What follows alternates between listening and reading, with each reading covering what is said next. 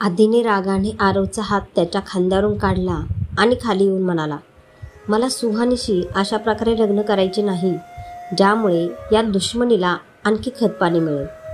आणि तसेही सुहानी असे लग्न करायला कधीच राजी होणार नाही. काही हरकत नाही बेटा, मी त्यांच्या घरी तुझं स्थळ घेऊन जाईल. अर्जुन आणि साधना मला कधीच नकार देणार नाहीत. यशोदा तिच्या खोलीतून बाहेर येत म्हणाली. आरव हसत आधीकडे बघू लागला. आधी पुढे आला आणि यशोदाला मिठी मारत म्हणाला, गुड मॉर्निंग आजी. गुड मॉर्निंग बेटा. यशोदा आधीच्या डोक्यावर हात फिरवत म्हणाले. आधीने यशोदाकडे पाहिलं आणि म्हणाला, त्याची काही गरज नाही आजी. तुला माझ्यासाठी त्या माणसाच्या दारात जायची काही गरज नाही ज्याने तुझ्याकडून तुझं सगळं काही हिसकावून घेतलं. माझं प्रेम माझ्यासाठी तुझ्या आणि या इडियटच्या स्वाभिमानापेक्षा जास्त मौल्यवान नाही आजी. त्यामुळे आजपासून आपण या घरात याविषयी पुन्हा बोलणार नाही, प्लीज. आरव सोफ्यावर बसला आणि टेबलावर ठेवलेले न्यूजपेपर उचलून म्हणाला, मग बन जोगी. मला काय? आधीने रागाने उशी उचलून आरवकडे फेकली. आरवनेही तीच उशी उचलून आधीकडे फेकली. दोघांना असे एकमेकांशी भांडताना पाहून यशोदा हसत हसत स्वयंपाकघरात गेली.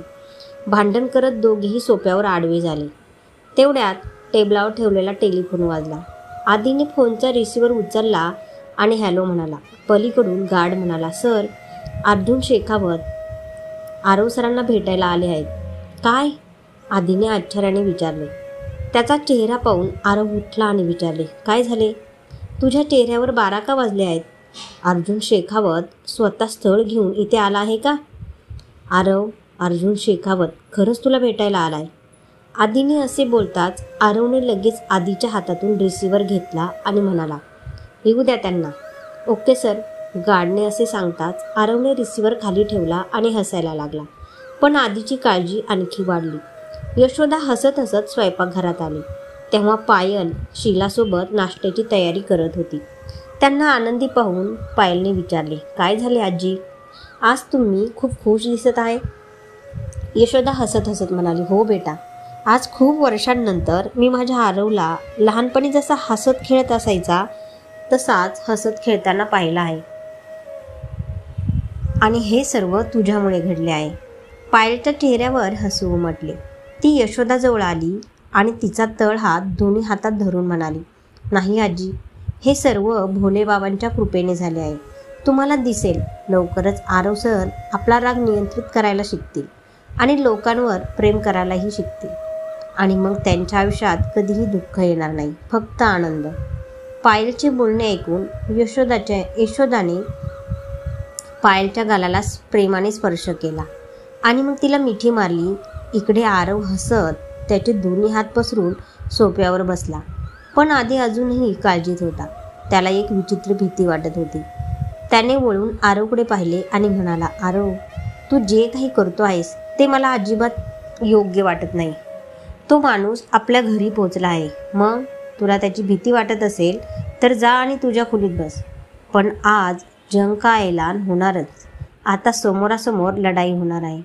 आरव असे बोलताच आधी त्याला टक लावून बघत मनात म्हणाला, अरे देवा, आरवला हे का समजत नाही? अर्जुन शेखावत सोबत आमनेसामने लढणे म्हणजे स्वतःच्या मृत्यूला आमंत्रण देणे आहे. आधी एवढंच बोलला होता जेव्हा त्याची नजर समोरून येणाऱ्या अर्जुनवर पडली, जो खूप रागाने त्याच्याकडे येत होता.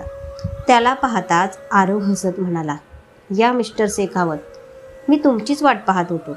पण आय एम सॉरी, मी तुम्हाला बसायला सांगू शकत नाही. कारण या घरात प्रवेश करण्याची परवानगी त्याच लोकांना आहे ज्यांना मी पसंत करतो. तुमचा तर मी खूप तिरस्कार करतो. तरीही तुम्ही बिना अपॉइंटमेंटचे आल्यावरही मी तुम्हाला इथून जायला सांगितले नाही. पण मी तुम्हाला बसायला कसे सांगू? मी पण इथे तुझ्याशी चहावर चर्चा करायला आलो नाही. तुला सांगायला आलो आहे की माझ्याशी दुश्मनी तुला खूप महागात पडेल आरव, खूप महागात. अर्जुन रागाने म्हणाला. आरव हसला आणि म्हणाला, स्वस्त आणि महाग यांचा हिशोब तुमच्यासारखी लोक ठेवत असतील मिस्टर शेखावत, जे दुसऱ्याच्या कष्टाने कमवलेल्या संपत्तीवर अय्याशी करतात. आरव राठोडने आजपर्यंत जे काही मिळवले आहे ते स्वतःच्या मेहनतीने मिळवले आहे आणि मेहनतीचा हिसाब किताब तो वरती बसलेला आपोआप ठेवेल. तसे तुम्ही सांगितले नाही. तुमच्या शत्रूच्या घरी येण्याचा त्रास तुम्ही का घेतला? अर्जुनने आरवसमोर टेबलावर काही पेपर्स फेकले आणि म्हणाला, हे सर्व करून तुला काहीही साध्य होणार नाही आरव. तू कितीही हातपाय मार, तू माझं काहीही बिघडू शकत नाहीस. पण मी ठरवलं तर चुटकी वाजवताच तुझे नामोनिशान पुसून टाकू शकतो. म्हणून मला मजबूर करू नकोस आरव. काही असे करायला जे मला करायचे नाही आणि माझ्या मार्गात येणे थांबव, नाहीतर तुझेही तेच होईल जे तुझ्या गद्दार बापाचे झाले. मिस्टर अर्जुन शेखावत. आरव जोरात ओरडला आणि रागाने उभा राहिला. पायल जी चहाचा ट्रे घेऊन बाहेर येत होती, आरवचा आवाज ऐकून यशोदाकडे पाहिली. यशोदा लगेच बाहेर आली. पायलने ही ट्रे किचनच्या प्लॅटफॉर्मवर ठेवला आणि पटकन यशोदाच्या मागे आली. आरव रागाने ओरडत होता, गद्दार कोण आहे हे आम्हा दोघांना चांगलेच माहीत आहे. म्हणून पुन्हा माझ्या बाबांसाठी असे शब्द बोलू नका, नाहीतर मी हे विसरेल की तुम्ही माझ्या मोठ्या आईचे पती आहात. तेवढ्यात यशोदा बाहेर आली, पण अर्जुनला घरात पाहून तिची पावले तिथेच थांबली. पायलही किचनच्या दारात आली आणि आरव आणि अर्जुन शेखावतकडे पाहू लागले. अर्जुनने आरवच्या दिशेने पाऊल टाकले आणि रागाने म्हणाला, आरव, तू माझ्या विरोधात रागिणीचा वापर करून माझ्या इज्जतीचा जो तमाशा केला आहेस, त्या बदल्यात मी तुझे असे हाल करू शकतो ज्याचा विचार तू स्वप्नातही केला नसेल. जर तुम्ही माझे काही बिघडू असता तर तुम्ही ते खूप आधी केले असते. जर मला तुमची भीती वाटली असती तर मी एखाद्या बिळात लपून बसलो असतो. पण मी तुमच्यासमोर उभा आहे आणि तुम्हाला न घाबरता तुमच्या डोळ्यात डोळे घालून तुमच्याशी बोलतोय मिस्टर शेखावत. आणि सगळ्यात मोठी गोष्ट, मला धमकवायला तुम्हाला माझ्या घरी यावं लागलं नसतं आणि नाही काल रात्री माझ्यावर गोळी झाडावी लागली असती. आरव त्याच्या डोळ्यात बघत म्हणाला. गोळीचं बोलणं ऐकून यशोदा थक्क झाली. ती घाबरली आणि तिच्या छातीवर हात ठेवला. अर्जुन काही बोलणारच होता तेव्हा मध्येच आधी आला आणि म्हणाला, बघा सर, आरवला रागिणीला भेटायचे नव्हते. तिनेच आरवला तिचे आणि आरवचे जुने फोटो पाठवून ब्लॅकमेल करून तिथे बोलावले होते आणि तेही तुमच्या सांगण्यावरून, कारण तुम्ही आरवचा जीव घेऊ शकाल. आरवचा जीव घेण्यासाठी मला माझ्या सुनेचा वापर करण्याची गरज नाही. आधी मी मला पाहिजे तेव्हा पाहिजे तिथे आरवचा जीव घेऊ शकतो. आम्हाला पाहिजे तिथे कुणीही माझे काहीही बिघडू शकणार नाही, ना तू ना पोलीस. त्यामुळे तुझ्या या बददिमाग मित्राला वाचवण्यासाठी तू माझ्यावर हे खोटे आरोप केले नाहीस तर तुझ्यासाठी बरं होईल. आणि तसेही रागिणीने मला सत्य सांगितले आहे की कबीरला कायमचे तुरुंगात पाठवायची धमकी देऊन आरवने तिला तिथे बोलावून तिच्याशी गैरवर्तन केले आणि नंतर माझी बदनामी करण्यासाठी त्याने ते व्हिडिओ व्हायरल केले, जेणेकरून तो त्याच्या वडिलांचा बदला घेऊ शकेल. अर्जुनचे बोलणे ऐकून आधी त्याला स्पष्टीकरण देणारच होता तेव्हा आरवने आधीचा हात धरून त्याला समोरून काढले आणि मागे करून म्हणाला, आधी, तुला त्यांना स्पष्टीकरण देण्याची काही गरज नाही, कारण त्यांच्यासाठी ही काही नवीन गोष्ट नाही. आपल्या कृतीचा दोष दुसऱ्याला द्यायचा त्यांच्यासाठी नवीन गोष्ट नाही. काही वर्षांपूर्वीही यांनी मैत्रीत दगा दिला होता आणि माझ्या वडिलांना दोष देऊन त्यांचा आणि माझ्या आईचा जीव घेतला होता यांनी. आणि काल रात्रीसुद्धा हे तेच करणार होते, पण मी नशिबाने माझी साथ दिली आणि पायलने येऊन मला वाचवली. नाहीतर काल रात्री माझ्या वडिलांप्रमाणेच मलाही यांनी त्यांच्या मार्गातून कायमच्या बाजूला केले होते. मीही तुला स्पष्टीकरण देणे गरजेचं मानत नाही आरव. मी तुला फक्त हे सांगण्यासाठी आलो होतो की जर तू पुढच्या 1 तासात प्रेस कॉन्फरन्स घेऊन मीडियाला सांगितले नाही की व्हायरल झालेले सर्व व्हिडिओ खोटे आहेत आणि तुझे आता रागिणीशी काही घेणे देणे नाही, तर तयार राहा स्वतःला बर्बाद झालेले पाहायला. अर्जुन शेखावत सगळं सहन करू शकतो, पण त्याच्या इज्जतीवर वार नाही. जर तू मीडियाला सत्य सांगितले नाही तर माझ्या पुढील हल्ल्यासाठी तयार राहा. कुठूनही होऊ शकतो तुझ्यावर, जीवही जाऊ शकतो तुझा. एवढं बोलून त्याने आधीकडे पाहिलं आणि म्हणाला, आधी, तुझ्या जिवलग मित्राच्या सुरक्षेची योग्य व्यवस्था कर. तुझी एक चूक काहीही करून जाईल. एवढं बोलून अर्जुन तिथून निघून जायला निघाला होता तेव्हा त्याची नजर यशोदावर पडली. यशोदाला पाहताच अर्जुनची पावले थांबली आणि तो तिच्यापासून नजर चोरू लागला. तो काहीही बोलला नाही. त्याने हिंमत एकवटून यशोदाकडे पाहिले. त्याची पावले हळूहळू त्यांच्या दिशेने जाऊ लागली. यशोदाच्या जवळ येताच तो त्यांच्या पायाला स्पर्श करण्यासाठी खाली वाकला. तेव्हा आरवने येऊन त्याचा हात धरला. अर्जुनने नजर वर करून आरवकडे पाहिले आणि सरळ उभा राहिला. त्यांच्याकडे बघत आरवने हात सोडला आणि म्हणाला, माझ्या आजीच्या चरणी स्वर्ग आहे मिस्टर शेखावत, आणि तिथे जाण्याचा मार्ग तुमच्या गुन्ह्यांमुळे कायमचा बंद झाला आहे. त्यामुळे आता तुम्हाला माझ्या आजीच्या पायांना स्पर्श करण्याचा कोणताही अधिकार नाही. निघून जा इथून. आणि भविष्यात मला भेटायला आलास तर माझ्या ऑफिसला या, आणि तेही अपॉइंटमेंट घेऊन. माझ्या घराचे दरवाजे आता तुमच्यासारख्या लोकांसाठी उघडणे बंद झाले आहे. यावेळी यशोदामुळे अर्जुन काहीच न बोलता तिच्याकडे भावनिक होऊन पाहू लागला. यशोदाचेही डोळे भरून आले. आरवने अर्जुनला आजीकडे असे बघताना पाहिले तेव्हा तो आजीसमोर येऊन उभा राहिला. अर्जुन काही न बोलता तिथून निघून गेला. पायल दारात शांतपणे उभी राहून हे सर्व पाहत होती. तो निघून जाताच आरवने वळून आजीकडे पाहिलं आणि मग तिचे दोन्ही हात धरून तिला दिवाणखान्यात घेऊन आला. त्याने तिला सोफ्यावर बसवले आणि तिच्या पायाजवळ जमिनीवर बसला. आजीने लगेच टेबलावर ठेवलेला पाण्याचा ग्लास उचलला आणि तिच्या शेजारी बसून म्हणाला, आजी पाणी पी. यशोदा थोडी घाबरलेली दिसत होती. आजीच्या हातून पाणी प्यायल्यावर आरव म्हणाला, आजी मला काही होणार नाही, काहीही नाही. काल खरंच अर्जुनने तुझ्यावर गोळी चालवली होती का बेटा? आरव आणि आदी दोघेही एकमेकांकडे पाहू लागले. यशोदाने पुन्हा विचारले, मी काहीतरी विचारले आरव तुला. तुझ्यावर खरंच गोळी झाडली होती का? आरव हिंमत करून म्हणाला, होय आजी. काल रात्री रागिणीने मला भेटायला बोलावले होते आणि तिथे अर्जुन शेखावतच्या माणसाने माझ्यावर गोळी झाडली. पण मी ठीक आहे आजी. मला एक ओरखडाही आला नाही, कारण पायलने मला वाचवले होते. तो माणूस अर्जुनचा होता हे तुला कसे कळले? यशोदाने विचारले. आरवने पुन्हा आधीकडे बघितल्यावर आधीने यशोदाच्या खांद्यावर हात ठेवला आणि म्हणाला, आजी रागिणीने अचानक आरवला भेटायला बोलवले तेव्हा काहीतरी गडबड असल्याचे आम्हाला आधीच कळले होते. त्यामुळे आम्ही आधीच आरवच्या सुरक्षेची व्यवस्था केली होती. आमची लोक आधीच तिथे पोहोचली होती. त्यामुळे आरववर गोळी झाडून तो माणूस पळाला तेव्हा आमच्या माणसाने त्याला पकडले. त्यानेच अर्जुन शेखावतच्या सांगण्यावरून आरववर गोळीबार केल्याचे सांगितले. आधीचे बोलणे ऐकून यशोदाच्या डोळ्यातून अश्रू वाहू लागले आणि ती काही न बोलता हळूच उठली आणि हळूहळू तिच्या खोलीत गेली. तिच्या खोलीत जाताच पायलही पटकन त्यांच्या मागे धावली. आधीला आरवचा खूप राग आला आणि तो आरवचा हात धरून म्हणाला, मी तुला हे सर्व करू नकोस असे सांगितले होते, पण तू कोणाचीही ऐकत नाहीस. नेहमी तुला पाहिजे तेच करतो.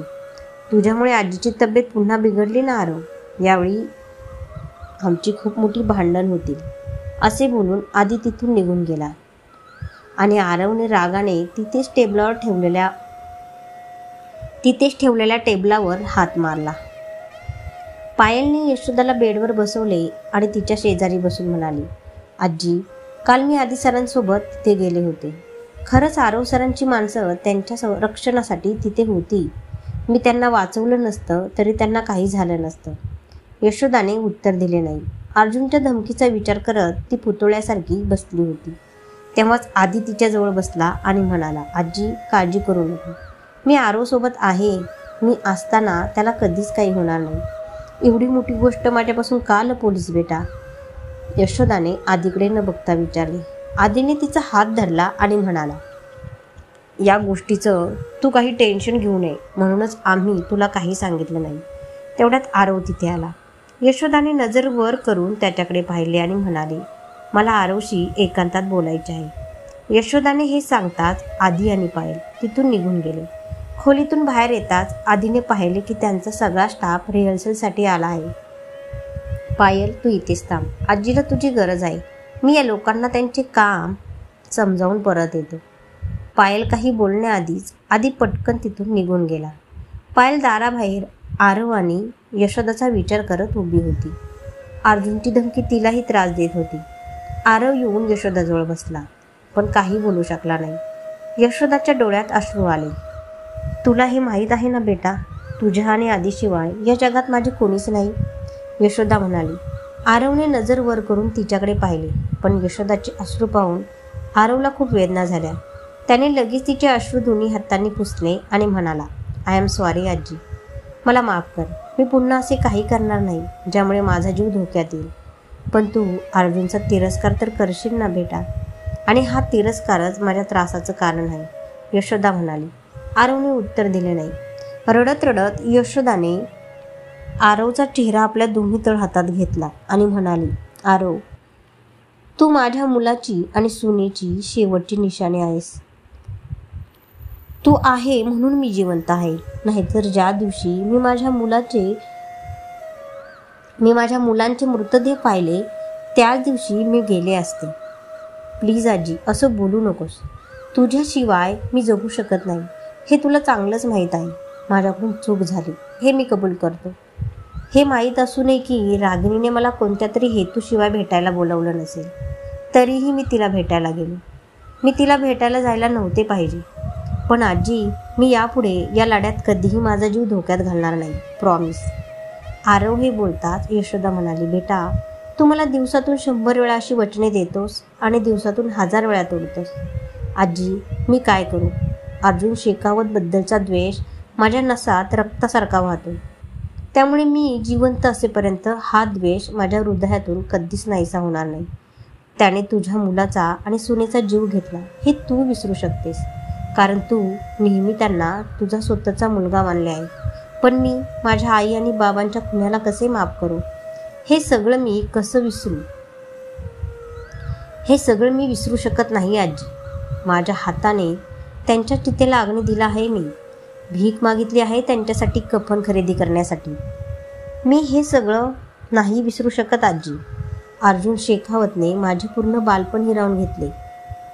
खेळण्याच्या वयामध्ये मी लोकांची खरकटी भांडी साफ केली आहेत. मी माझ्या आजीला भुकेसाठी तडफडताना पाहिले आहे. नाही विसरू शकणार मी हे सगळं आजी. पण तरीही तुम्हाला हे सगळं विसरायला मजबूर केलं तर मी जगू शकणार नाही, असं म्हणत आरव तिथून निघून गेला. आरवला बाहेर येताना पाहून पायल लगेच भिंतीला टेकून उभी राहिली, जेणेकरून आरवने तिला पाहू नये. आरव त्याच्या खोलीत निघून गेला. इकडे अर्जुन त्याच्या खोलीत आला आणि बेडवर बसला. तो पुन्हा पुन्हा यशोदाचा विचार करत होता. तेवढ्यात साधना चहा घेऊन खोलीत आली. तिने चहाचा ट्रे अर्जुनकडे केला आणि म्हणाली, तुमचा चहा. अर्जुनने उत्तर दिले नाही किंवा साधनाकडे पाहिले नाही. साधनाने त्याला अस्वस्थ पाहून ट्रे टेबलावर ठेवला आणि त्याच्याजवळ जाऊन बसली. अर्जुनच्या खांद्यावर हात ठेवला आणि म्हणाली, अर्जुन, तुम्ही फिल्म इंडस्ट्रीमधले आहे. तुम्हाला हे सगळं सहन करण्याची सवय आहे. मग तुम्ही एवढी काळजी का करताय? काही दिवसात मीडियाला काही नवीन ब्रेकिंग न्यूज मिळाल्या की ते आपोआप हे सगळं विसरतील आणि सगळं सुरळीत होईल. साधना हे बोलताच अर्जुनच्या डोळ्यातून अश्रू वाहू लागली. त्याच्या डोळ्यातून अश्रू वाहत असल्याचे पाहून साधनाचा त्रास आणखी वाढला. तिने अर्जुनचा चेहरा स्वतःकडे वळवला आणि म्हणाली, आपण याआधी अनेक वेळा अशा समस्येचा सामना केला आहे, पण आजच्या आधी मी कधीच तुमच्या डोळ्यातून अश्रू पाहिले नव्हते. मग आज ही अश्रू? आज मी यशोदा निवासमध्ये गेलो होतो. अर्जुनने असे सांगतात साधना त्याच्याकडे आश्चर्याने पाहू लागली आणि तिची अस्वस्थताही वाढली. तिने लगेच विचारले, तिथे काय झाले? आज मी तिथे खूप वर्षांनंतर आईला पाहिलं साधना.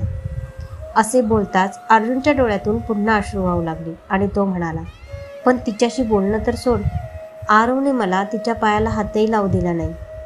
हे ऐकून साधनाच्या डोळ्यांतूनही अश्रू वाहू लागले, पण तिने स्वतःवर नियंत्रण ठेवले आणि अर्जुनला धरून म्हणाली, तुम्ही तिकडे जायला नको होते. तुम्ही आरवला चांगलं ओळखताना. तो लहानपणापासूनच खूप जिद्दी आहे, कोणाचेही ऐकत नाही. तो नेहमी त्याला पाहिजे तेच करतो आणि या क्षणी त्याच्या मनात तुमच्याबद्दल प्रचंड द्वेष भरलेला आहे आणि त्याचा हा द्वेष जायजही आहे. तुम्ही पण त्याच्या आईवडिलांचा जीव घेतला आहे, हो ना? अर्जुनने साधनाकडे रागाने बघितले आणि म्हणाला, जर माझ्या बायकोनेच मला गुन्हेगार ठरवले आहे तर मग आरवला काय दोष देणार? एवढं बोलून अर्जुन उठला आणि तिथून निघू लागला. तेव्हा साधना उठली आणि म्हणाली, मी स्वतः तुम्हाला त्या रात्री फोनवर बोलताना ऐकले होते की रविभाई साहेबांना तुमच्या मार्गातून बाजूला करा, आणि त्याच रात्री मी तुम्हाला रक्ताने माखलेली तुमची गाडी धुताना पाहिलं होतं. जे दिसते ते नेहमी खरे नसते साधना. अर्जुन म्हणाला. साधना रागाने त्याच्याकडे आली आणि त्याचे दोन्ही हात धरून विचारले, मग खरी सांगा मला. अर्जुनने साधनापासून आपले हात सोडवले आणि म्हणाला, जर मी तुला खरे सांगू शकलो असतो तर फार वर्षांपूर्वी सांगितले असते. पण आज मी तुला हे जरूर सांगू इच्छितो की मी आरवला सांगून आलो आहे की जर त्याने 1 तासात प्रेस कॉन्फरन्स घेऊन जर या व्हिडिओचे खरे सत्य सर्वांना सांगितले नाही तर आरव हा आईचा नातू आहे हे मी विसरून जाईल.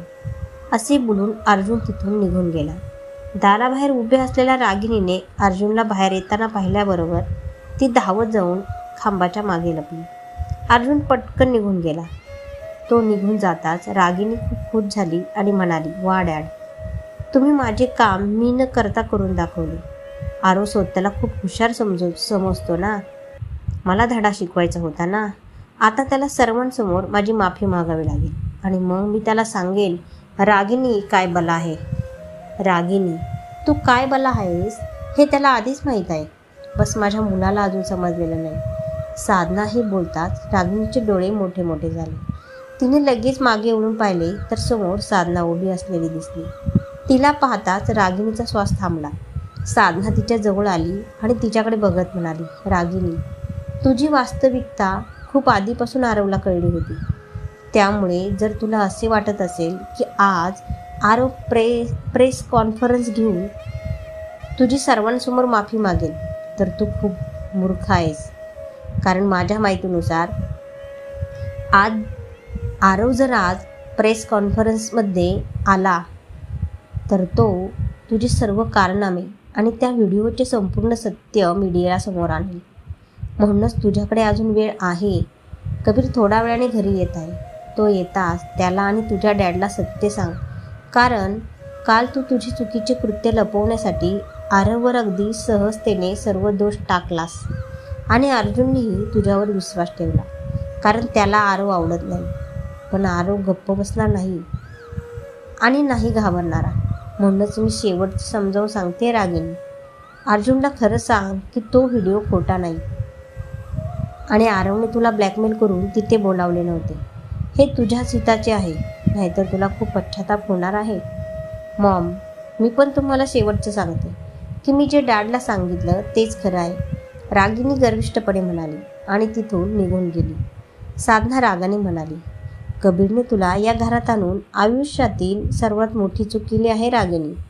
पण त्या चुकीची शिक्षा मी माझ्या मुलाला आयुष्यभर भोगू देणार नाही. आता मला तुला या घरातून बाहेरचा रस्ता दाखवावा लागेल. मला माझ्या मुलाची आणि माझ्या कुटुंबाची तुझ्यापासून सुटका करावी लागेल. तरच माझ्या घरात सुख परत येईल. इकडे आरव गॅलरीत खुर्चीवर चिंतेत बसला होता. तेवढ्यात पायल तिथे आली आणि म्हणाली, रिहर्सलची वेळ झाली आहे, तुम्ही येणार नाही का? पायलचा आवाज ऐकूनही आरवने तिच्याकडे पाहिलं नाही आणि काही बोलला नाही. पायल आरवच्या शेजारी बसली आणि म्हणाली, आजीची काळजी करू नका. त्यांची काळजी घेण्यासाठी मी त्यांच्यासोबत आहे. पायलने असे बोलताच आरवने तिच्याकडे बघितले आणि आरवकडे पाहून मंद हसली. कारण आरवच्या चेहऱ्यावर हसू यावे म्हणून. थँक्यू पायल, असे बोलून आरवने तोंड फिरवले. मग पायल हसत म्हणाली, तुम्ही असे उदास चांगले दिसत नाही. तुम्ही तसेच चांगले दिसता जसे रोज दिसता. आकडकर. आरवने पायलकडे बघितल्यावर पायल लगेच म्हणाली, तुम्हाला माहीत आहे का, जेव्हा तुम्ही रागात रिहर्सल हॉलमध्ये येता तेव्हा असे वाटते जंगलातला एखादा भयंकर सिंह शिकारीला निघाला आहे. त्यामुळे सगळे लोक घाबरून आपापली कामे शांतपणे करू लागतात. पण तरीही त्यांच्या मनात एकच भीती असते, कुठेतरी त्यांच्याकडून चूक होऊ नये, अन्यथा तुम्ही त्यांच्यावर उग्रसिंहासारखे वार करा. म्हणजे मी तुला उग्रसिंहासारखा दिसतो? आरवने विचारले. पायलने हसून होकारार्थी मान हलवली. आरव तिच्याकडे रागाने पाहू लागला. त्याला रागवलेले पाहून पायल थोडी घाबरली आणि आरव हसायला लागला. त्याला हसताना पाहून पायलही हसायला लागली. आधी जो आरवच्या खोलीत येत होता. आरवचे हसू ऐकून तो दारातच थांबला. आरवला हसताना पाहून पायलला खूप मनातून आनंद झाला. आजी ठीक आहेत, आजी ठीक आहेत सर, आणि त्यांनी नाश्ता पण केला आहे आणि औषधही घेतली आहेत. आता त्या तुमची काळजी पण करत नाहीत. पायल हे बोलताच आरवचे हसू थांबले आणि तो आजीचा विचार करू लागला. त्याला पुन्हा एकदा तो क्षण आठवला जेव्हा त्याच्या आई वडिलांचे मृतदेह आजीसमोर पडले होते. त्याचे डोळे भरून आले. त्याच्या एका डोळ्यातून अश्रू पडलाच होता की पायलने आपला तळहात लांब करून त्याचा अश्रू आपल्या मुठीत बंद केला. कथा आवडल्यास लाईक, शेअर आणि सबस्क्राईब करा. धन्यवाद.